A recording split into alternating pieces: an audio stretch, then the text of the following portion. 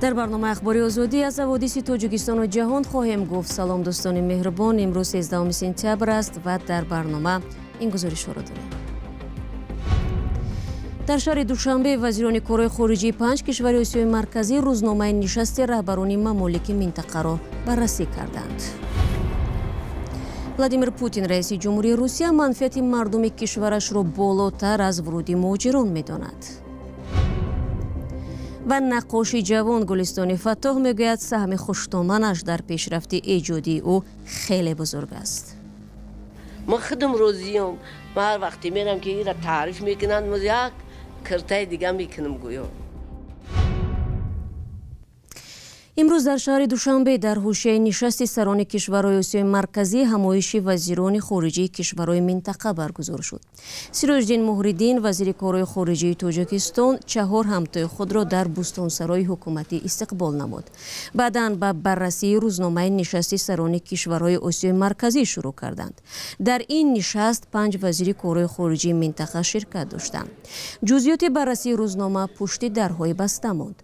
روزهای 15 و 14 سپتامبر در شهر دوشنبه سمیت سران کشورهای آسیای مرکزی صورت خواهد گرفت.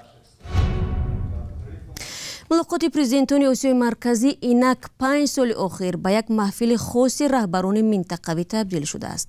بررسی مسائل مورد توجه همه کشورهای منطقه از مشکلات آب و انرژی سر کرده تا همسایگی با طالبان افغانستان در محور مکالمه‌های رهبران خواهد بود.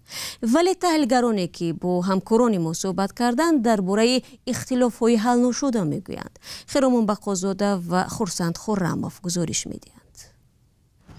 دوشنبه میزبانی پرزیدنتان آسیای مرکزی می شود.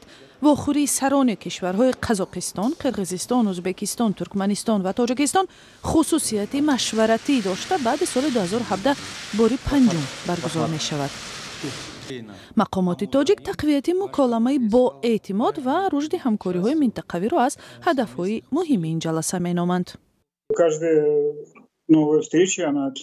با سبب تحولات جهانی هر ملاقات نو از جمله در آسیای مرکزی از پیشینه‌اش فرق می‌کند. در یک سال اخیر با سبب عملیات جنگی در اوکراین کشورهای آسیای مرکزی در روابط با غرب و هم خود روسیه یک حالت ناهنجاری دارند. قزاقستان و قرقیزستان و ازبکستان خود را زیر فشار آمریکا حس می‌کنند چون که از آنها رعایت تحریم‌های ضد روسیه را در قلمروهای خود تقاضا می‌کند. یک پیامدش تنش در روابط قزاقستان و قرقیزستان است. این مسئله ها باید محاکمه و برطرف شوند و همه‌اش در پس منظر تلاش های این کشورها در کسب موضع‌گیری عمومی نسبت به موقع روسیه در قبال اوکراین خواهد گذشت. این مسئله گویا یک سنجش خودشناسی امروزه کشورهای آسیای مرکزی است و هدف برگزاری واخوری مشورتی پنجگانه نیز همین است. کارشناسان باور دارند موضوع برای بررسی کم نیست، از مشکلات آب و انرژی تا همسایگی با طالبان افغانستان. ولی اختلاف هم هست و ظاهراً جدی ترینش سردی مناسبت های دو همسایه نزدیکترین تاجیکستان و قرقیزستان در پی مناقشه های مرزی پرقربانی در 2 سال گذشته.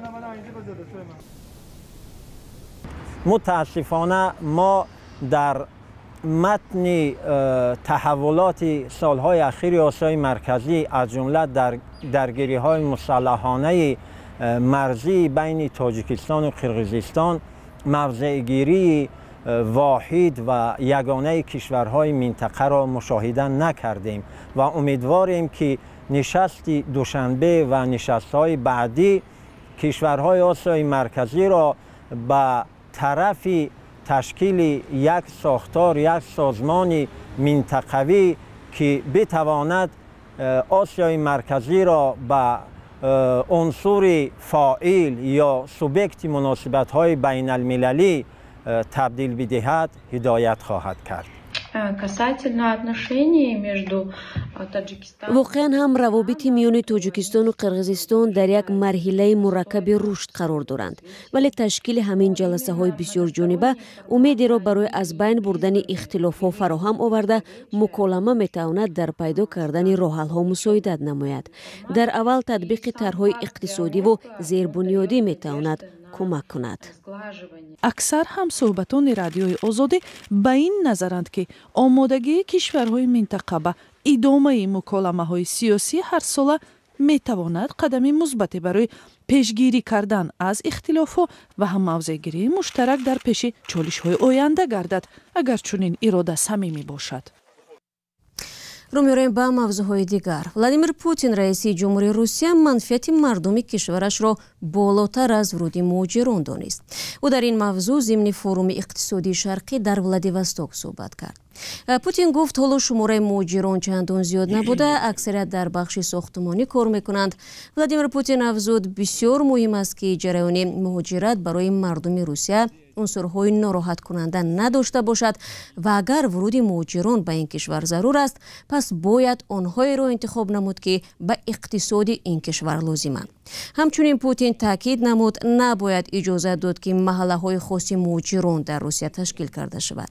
چند ماه اخیر در روسیه فضای مهاجر بدبینی و تفتیش و بازداشت آنها اوج گرفته، در شبکه‌های اجتماعی ده‌ها گروه‌های ضد مهاجران فعال شده است.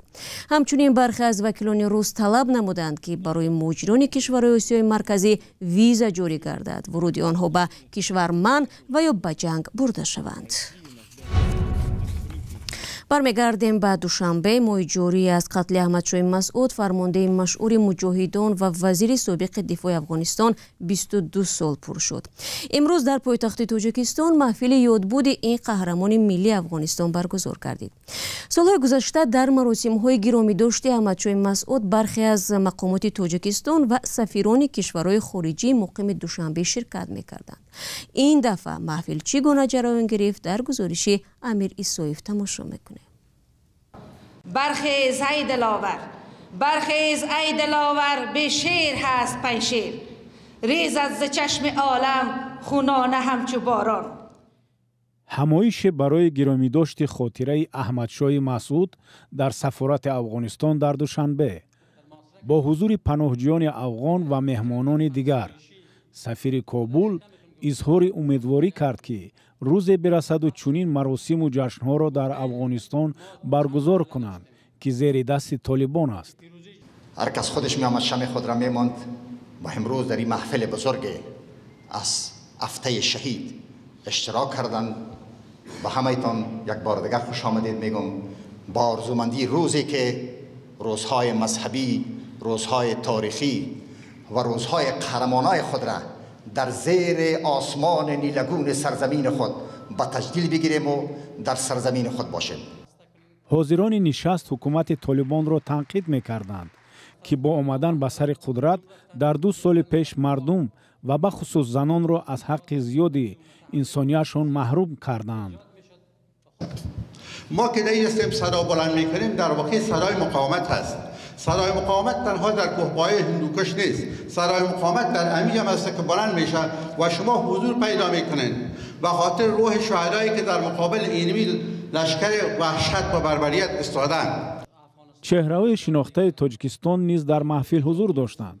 سید جعفر عثمانزاده رئیس حزب دموکرات تاجیکستان ابراز داشت که مردم کشور در کنار ملت جفاکشیده افغانستان همسایه هستند. من در کار دولت دیگر دخالت نمیکنم. سرزمین افغانستان سرزمین خراسان بزرگ، سرزمین نیاگان باباهای ماست. شما اولادای ما هستید. من درباره اولادهای خودم گپ میزنم. این جنایت نیست.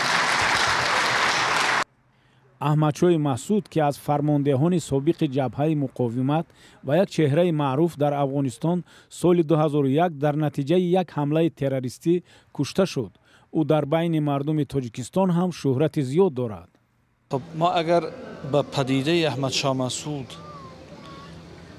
و به میراث احمدشاه مسعود اگر نگاه کنیم، این پدیده و این میراث برای بقای هویت سیاسی تاجیکان هم در افغانستان و هم در منطقه بسیار یک ارزش بزرگ است و همین ارزش است که امروز مایه همبستگی و همدلی مردم تاجیکستان با مردم افغانستان شده است که در چنین سرنوشت سیاه و تاریک و بی آینده مردم ما با اونها هم به لحاظ فکری، هم به لحاظ معنوی و هم به لحاظ حیاتی با اونها همبسته هستند. در خاتمه محفل کتاب صالح محمد رگستانی یکی از همسنگران احمدشاه مسعود با نام مسعود و مبارزه که با حروف سیریلیک نشر شده است به مهمانان تقدیم کردند.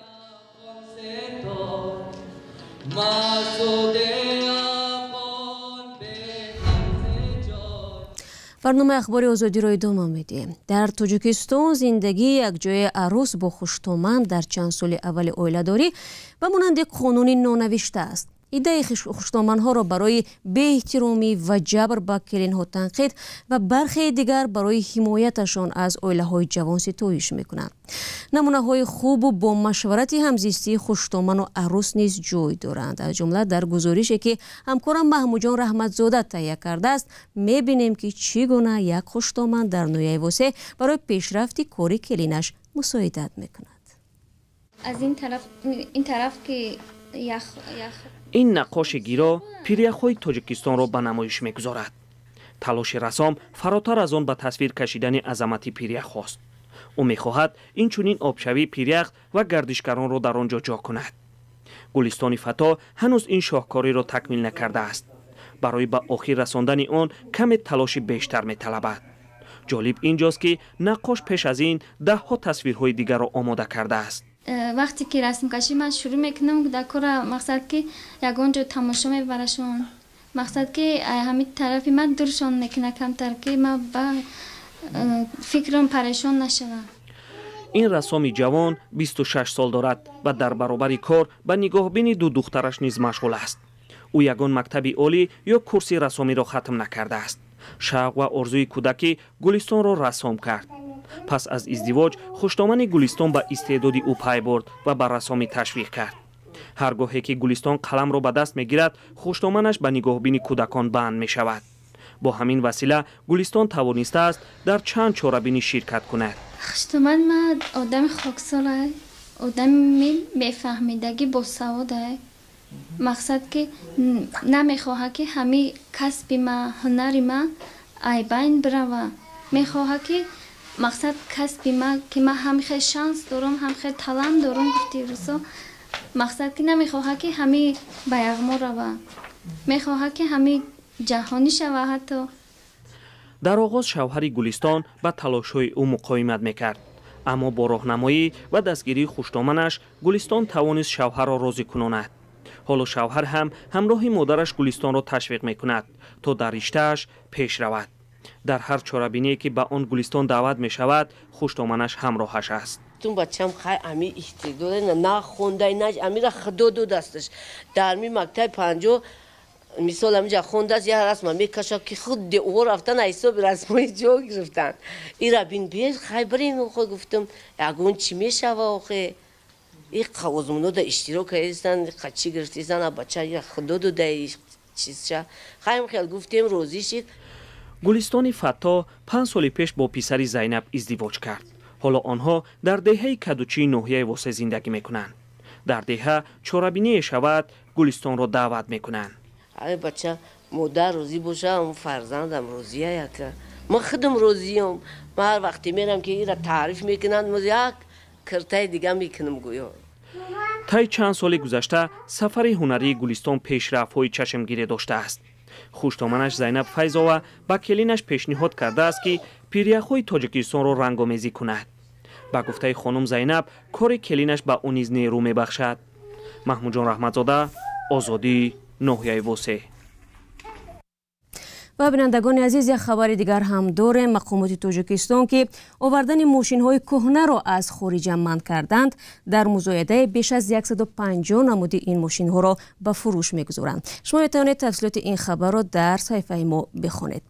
دوستان عزیز برنامه را اینجا به پایان میبریم. تشکر که ما را همراهی کردید و یادتان نرود ما در شبکه‌های اجتماعی صفحه خود را داریم که میتوانید پیوسته خبر و گزارش را از آنجا بخونید و تماشا کنید. فردا برنامه‌های دیگر داریم که شما را منتظر خواهیم بود. خود را احتیاط کنید و خدا نگهدار.